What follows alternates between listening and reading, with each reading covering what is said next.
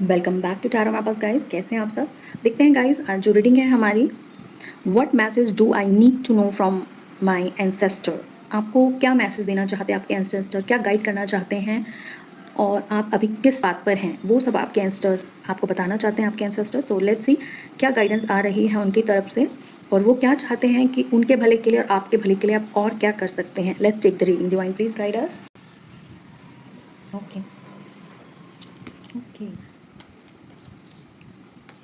Okay guys, यहाँ पर कहीं ना कहीं जो आपके एंसेस्टर हैं उनको आपको ये मैसेज देना है कि जो भी आपकी कंडीशनिंग है या जो भी आपको पास्ट लाइफ से मिला है उसमें आपको बहुत सारी यूनिक चीज़ें मिली हुई हैं, लेकिन कहीं ना कहीं आप उन पावर्स को पहचान नहीं पाए हो। तो वो यही गाइड करें कि जो आपकी कंडीशनिंग हुई है, जेनेटिकली आप बहुत स्ट्रांग हो और कहीं ना कहीं आप वो भूल चुके हो कि आपकी वो पावर्स क्या है। तो वो यही चाहते हैं कि आप अपनी उन पावर्स को याद करें जो आपको बाय बर्थ मिली है। और कई बार आपको फील भी होता है वो चीज़ें, बट फिर आप उन्हें इग्नोर कर देते हैं। तो आपके अंदर जो चीज़ यूनिक है, जो आपके को सबसे अलग करती है, आपको उसको पहचानना है। और जैसे ही आप उसको पहचानेंगे, डेफिनेटली आपकी लाइफ में बहुत सारी ब्लेसिंग्स आएंगी। स्पेशली फाइनेंशियल ब्लेसिंग के जो भी डोर्स हैं वो ओपन होंगे आपकी लाइफ में। और जैसे ही आप अपनी स्ट्रेंथ को समझते हैं कि वो क्या इंपॉर्टेंट चीज़ है, वो क्या स्ट्रेंथ है आपकी जो अभी आपको नहीं पता है, जो इन बिल्ड आपके अंदर है, जब आप उसको पहचान लेते हैं गाइस, डेफिनेटली जो भी लाइफ में आपके गोल्स हैं आप उनको बहुत ईजीली अचीव कर लेंगे। आपके अंदर वो पावर है कि वो सारे गोल्स आप मैनिफेस्ट कर सकते हो, लेकिन नहीं कर पा रहे हो। क्यों? क्योंकि कहीं ना कहीं थोड़ा सा ब्लॉकेज है। ब्लॉकेज यही है कि आपने खुद बैरियर्स बना रखे हैं अपने आप को लेके। बहुत सारे सेल्फ डाउट आपने क्रिएट कर रखे हैं। लोग क्या कहेंगे, लोग क्या सोचते हैं, उस चीज़ में आप बहुत ज़्यादा डीपली इन्वॉल्व हो। तो आपको अपने हायर सेल्फ को पहचानना है, अपने गोल्स को जानना है, फिर से उनको गो थ्रू करिए और अपनी पावर और स्ट्रेंथ को फिर से महसूस करिए। और जो भी आपके गोल्स हैं कहीं ना कहीं उनको आपको फिर से फ्रेश अप करने की ज़रूरत है, मेकअप करने की ज़रूरत है। न्यू विजन की पावर यही कह रही है कि you have all the knowledges within you just have to apply your brushing करना है, उनको फाइंड आउट करना है और फिर से अप्लाई करना है। तो आप उस चीज़ को अपनी लाइफ में पा सकते हो। डेफिनेटली वो गोल्स कहीं ना कहीं आपके गोल्स हो सकते हैं मनी से रिलेटेड। आपका लाइफ में सबसे बड़ा पर्पज़ यही है कि मेरे पास बहुत सारी वेल्थ हो और मैं लोगों की चैरिटी कर पाऊँ। ये एक बहुत अच्छी बात है गाइज़ कि आप अपने लिए तो चाहते ही हैं, बट साथ में आप चाहते हो कि आप चैरिटी भी करें। इतना हो, मोर देन इनफ आपके पास हो, और जो कि होगा भी अगर आपने अपनी पावर्स को समझा कि यू आर डिफरेंट। ठीक है, आप और लोगों की लाइफ में भी डिफरेंस क्रिएट कर सकते हो गाइज़। इतनी पावर्स, इतनी क्रिएटिविटी आपके अंदर है। कहीं ना कहीं अभी आपका फोकस मनी पर ही है, लेकिन हो सकता है अभी आपको वो रास्ता नहीं मिल रहा है कि वो कहाँ से आपके पास आएगी। तो मैं यही कहूँगी कि आप कीप मैनिफेस्टिंग और अपना रास्ता जो भी है, अपने बैरियर्स हैं उनको हटाएं रास्ते से और अपना जो रास्ता है उसको स्मूथ करिए। मनी भी आपके पास आना चाहती है। 6 ऑफ पेंटिकल की एनर्जीज है। इट मीन्स जो भी लग्जरी है लाइफ में वो आपको ज़रूर मिलेंगी। अब क्या हो रहा है कि आपके पास बहुत सारी चीज़ें आपकी लाइफ में मैनिफेस्ट होने के लिए तैयार है, बट कई बार ऐसा हो सकता है कि एंसेस्टर ये बता रहे हैं कि आप अपनी सेल्फ वर्थ को भूल जाते हो और अपने आप को लोगों से कंपेयर करते हो, जिसकी वजह से ओवर थिंकिंग हो जाती है। क्योंकि आपको शायद बहुत डिले हो चुका है अपने गोल्स पर काम करते हुए, बट अभी अचीवमेंट नहीं हुई है। तो यहाँ पर ये कार्ड कह रहा है कि कहीं ना कहीं आपका ओवर थिंकिंग प्रोसेस जो है उसी में आप उलझे हुए हो, और ओवर थिंकिंग की वजह से, नेगेटिव थिंकिंग की वजह से आप खुद से, आपका अंतर द्वंद चल रहा है। डिवाइन, आपके एंजल्स, आपके एंसेस्टर यही चाहते हैं क्लियरिटी लाएं अपनी। ठीक है, आपको हर चीज़ को कंट्रोल नहीं करना है, फाइट नहीं करना है खुद से, बस आपको पहचानने की ज़रूरत है। चीज़ें अपने आप होती चली जाएंगी। ठीक है, आपको अपने इनसाइड जाकर उन चीज़ों को देखना है, क्या आपकी स्ट्रेंथ है जो ऑलरेडी आपको बाय बर्थ मिली हुई है। जैसे ही आप उस पर काम करते हैं तो ये जो फाइटिंग है आपकी, जो कहीं ना कहीं ओवर थिंकिंग है, प्रोकास्टिनेशन है आपके, वो खत्म हो जाएंगे गाइस। तो अपनी स्ट्रेंथ को पहचानना आपके लिए बहुत ज़रूरी है।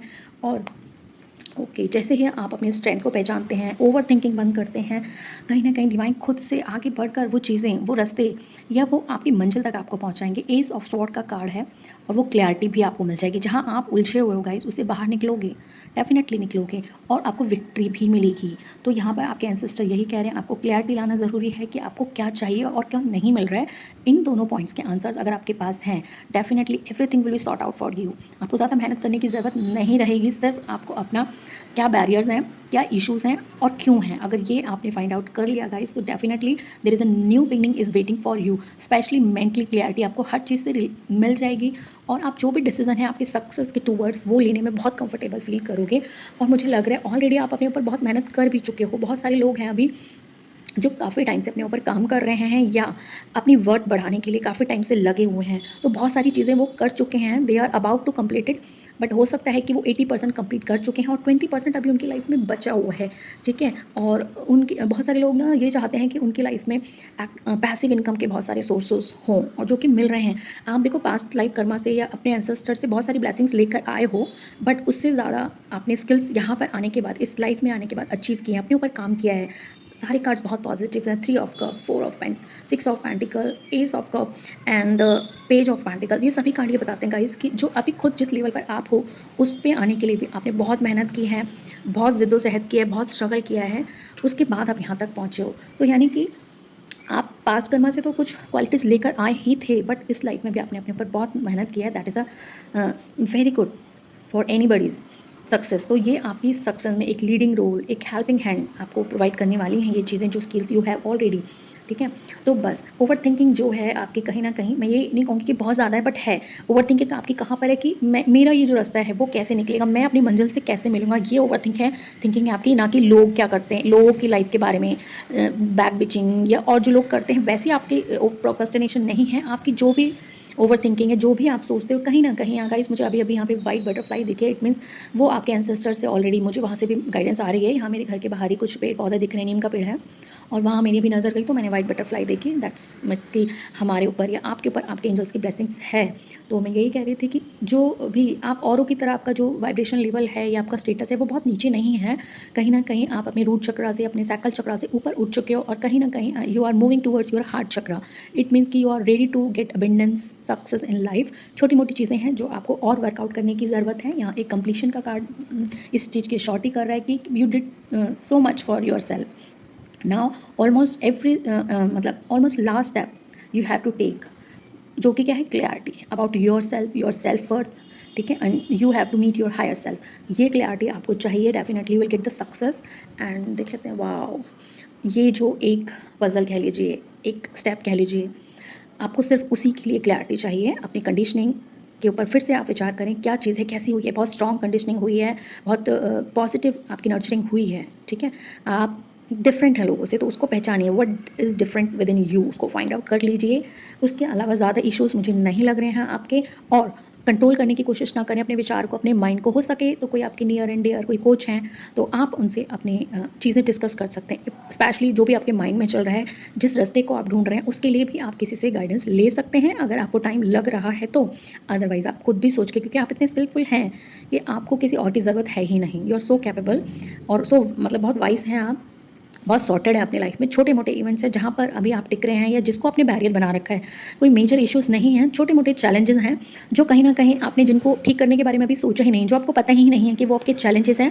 अगर आपको पता होता तो गाइज डेफिनेटली आप उनसे बाहर आ चुके होते। तो कहीं ना कहीं ये आपको अवेयरनेस ही नहीं थी कि ये आपके इश्यूज़ हैं।